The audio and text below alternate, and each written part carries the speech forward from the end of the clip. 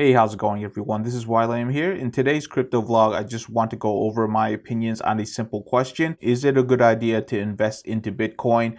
And it's a question that on its surface seems to be very simple, but it's always a very complex question when it comes to investments. It's something that I do want to give you my opinions on, but it's definitely something that you should research for yourself and then formulate your own opinions. But anytime when you talk about investments, you always have to think about long-term capital gains and short-term capital gains.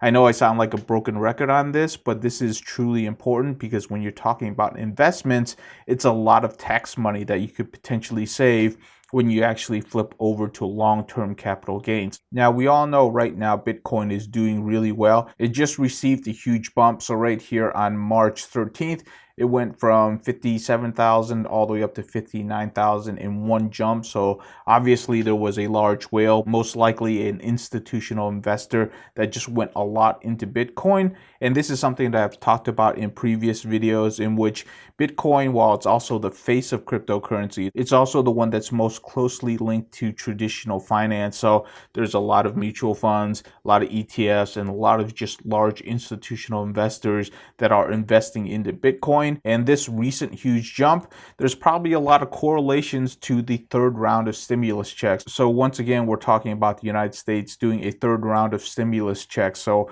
that's an extra $1.9 trillion, which is a mind-bogglingly huge amount of money that we're about to print, which, by the way, TurboTax actually has a really cool calculator to see if you're actually eligible for this third round of stimulus checks. But I think we can safely say that this third round of stimulus most likely has something to do with the current ongoing rise of Bitcoin. And this is really important when somebody asks you whether or not it's a good idea to invest into Bitcoin, because you have to put parameters around that question. And the most simplest parameter that you can put around this question is it going to fall within short-term capital gains, or if it's going to fall into long-term capital gains? So in terms of short-term capital gains, it's probably worth it because there's going to be a lot of institutional investors and other people that are going to be piling into Bitcoins. I think most people would be pretty confident in saying that for the short term, so under a year, it's most likely going to continue to grow, or at least sustain its current price because of what's going on in the global markets and what's going on for many countries.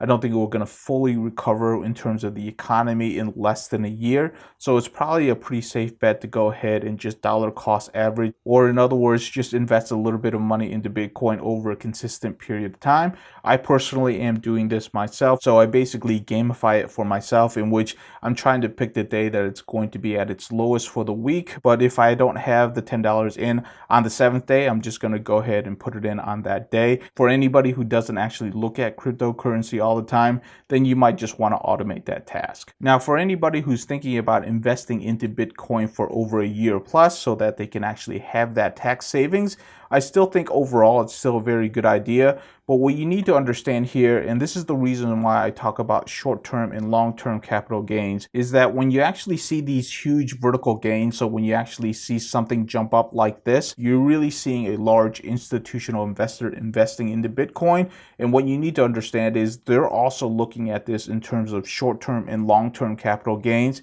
And if your money isn't actually in before them, you're behind the power curve, because their clock already started ticking on when it actually flips over to long-term capital gains.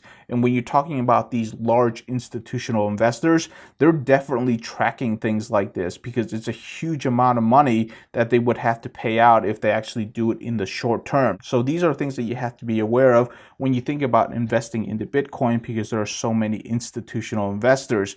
When it comes to the economy, once the economy starts doing well and the growth of the economy is actually more attractive than holding it onto Bitcoin, these large institutional investors, they're going to do the math on whether or not they want to take the hit on the short term or wait till that clock on the long-term capital gain hits. So that's the risk of holding on to Bitcoin.